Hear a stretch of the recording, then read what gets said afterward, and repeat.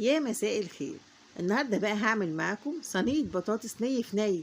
يعني ايه صينية بطاطس ني في ني؟ يعني من غير ما تسلقوا الفراخ او تسبكي طماطم للبطاطس، عشان الجو حر محدش بيطيق الطبيخ ابو دمع او اللي هو متسبك له طماطم. انا دودو من المنصورة ودي قناتي. اتمنى كده تشترك في القناة وتعملي لايك للفيديو وتعرفيني نفسك في التعليقات. نقول بسم الله الرحمن الرحيم ونخش على الطريقة على طول. نصلي بينا على النبي كده الاول. معايا هنا بصل وطماطم وفلفل. قطعت كمية من البصل اللي هي 4 حبايات من البصل، 4 حبايات من الطماطم، كمان 4 قرون من الفلفل. طبعا الكمية بتبقى على حسب ايه اعداد الافراد بتاعت الاسره بتاعتك. نصلي بينا على النبي وتعالي نشوف انا ضفت ايه البهارات اللي انا ضفتها. ضفت معلقه صغيره مليانه كده من الفلفل الاسود، وزيها كمان من الكمون، ونص معلقه كبيره من الملح. نصلي على النبي يا جماعه واشتركوا في القناه وشوفوا الفيديو كده للنهايه. صينيه البطاطس دي طعمها حلو جدا جدا جدا، وريحتها بتفضل معاك لغايه تاني يوم في الشقه. اه والله العظيم انا مش بكذب. وكمان بتبقى خفيفه من غير تسبيك الطماطم، بدمعه يعني، وبتبقى خفيفه جدا في الحر. ضفت كمان هنا معلقتين كبار من صلصه الطماطم، وده كمان ضفت هنا صلصه طماطم. اكيد ضفت شويه سكر صغيرين اللي هي رشه السكر اللي انت شفتيه. هبدا ادعك كل المكونات دي مع بعض اللي هي التتبيله الحلوه اللي ريحتها فظيعه دي. ادعكوهم كويس جدا جدا مع بعض، هتشم ريحتها طالعه عليك في حلو قوي قوي قوي. خلاص دعكتهم مع بعض كويس جدا. هاخد كده جزء من التتبيله الحلوه الجميله اللي احنا عملناها دي، وبعد كده هبدا اتبل بيها الفراخ او الوراك. انا مستخدمه هنا في الوصفه دي اوراق. هبدا ادعك كويس قوي قوي قوي الاوراق بتاعتك بالتتبيله دي. هيبقى طعمها حلو جدا جدا، وريحتها وانت بتعمليها هتشميها. خلي بالك انا مش هضيف هنا توم خالص في قلب التتبيله بتاعتنا، وكمان ما ضفناش طماطم ولا سبكنا لها طماطم، عشان خاطر تبقى خفيفه معايا في الحر او الصيف للناس اللي ما بتحبش الطبيخ ابو دمعه. صليتوا بينا على النبي بقى كده.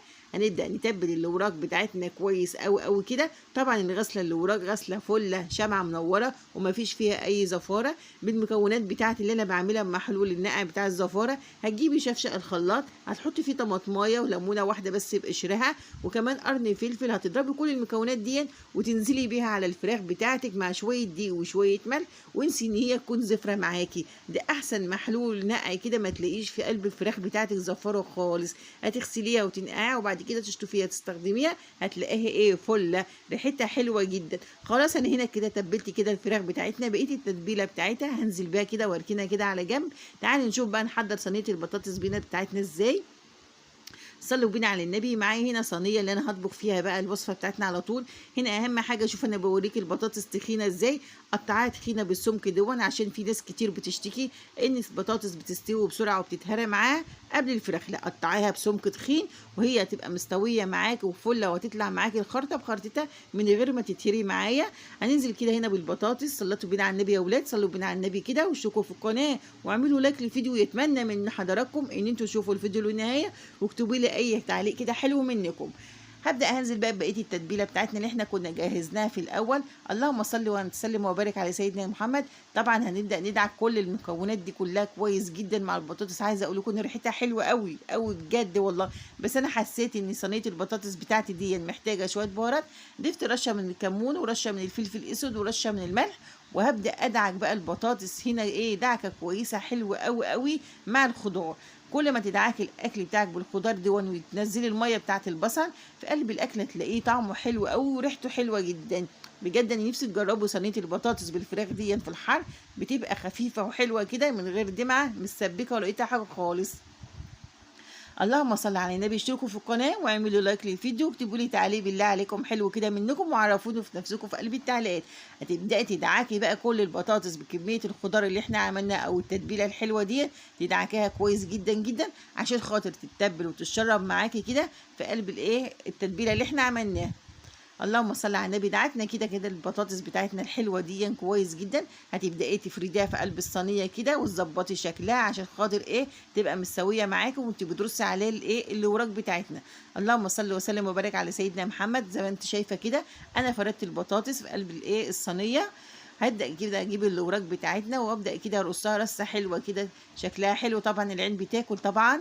هترصي شكل الحاجه بتاعتك تبقى حلوه. اللهم صل وسلم وبارك على سيدنا محمد. احلى صينيه بطاطس بالفراخ ني في ني ممكن تعملها بالطريقه دي. بجد انا جربت طرق كتير لصينيه البطاطس بالفراخ، دي احلى واجمل طرق البطاطس بالفراخ ني في ني، بتبقى خفيفه وطعمها حلو وريحتها حلوه جدا. انا هنا رصيت كده الاوراق بتاعتنا، طبعا انا كنت قسماهم كده بالمنظر اللي انت شايفاه دون. قسمت كده الاوراق وهنزل ببقيه التتبيله بتاعت الاوراق عليها كمان. هبدا اغطيها وادخلها التلاجة لمده ساعتين. سيبيها كده متبله مع بعض لمده ساعتين، وهنرش عليها رشه من الزيت. ويا سلام بقى لو انت عندك حته سمنه بلدي، يا سلام بتوديها في طعم وريحه تانية. هتغطيها بورق الالومنتال زي ما انت شفتيني كده، وهتدخليها التلاجة كده في لمده ساعتين تتربل مع بعض وتتشرب من بعض، بتبقى طعمها وريحتها تحفه. انا هنا ما ضفتش اي ميه خالص. طب انا سويتها ازاي؟ طبعا اول حاجه رفعتها على البوتاجاز على نار، اللهم صل على النبي، على نار عاليه لمده 10 دقايق. لازم تغلي مع بعض كويس جدا على نار عاليه لمده 10 دقايق. وبعد كده هديت عليها النار، سبتها حوالي نص ساعه. طبعا احنا هنا وعارفين ان البطاطس خلاص زمانها استوت. هنبص على تسويه الاوراق بس استوت، يبقى كده تمام. ببدا اجيب كده الفرشه وببدا ادهنها من الزيت اللي هو نازل منها، وادخلها طبعا الفرن على تحت الشوايه، بتاخد لونه وبتطلع معاكي القمر الجميل دون. شايفه؟ وبتدهني كده طبعا من الزيت اللي هي نازل منها عشان يدي لها لمعه حلوه كده. اللمعه دي بالزغل العينين، الناس بيبقوا عارفين عايزين يعرفوا ازاي بتلمع كده. لا، ادهنها كده بالزيت اللي نازل منها بعد ما انت حمرتها كده تحت الشوايه، هتطلع معاكي في منتهى الجمال.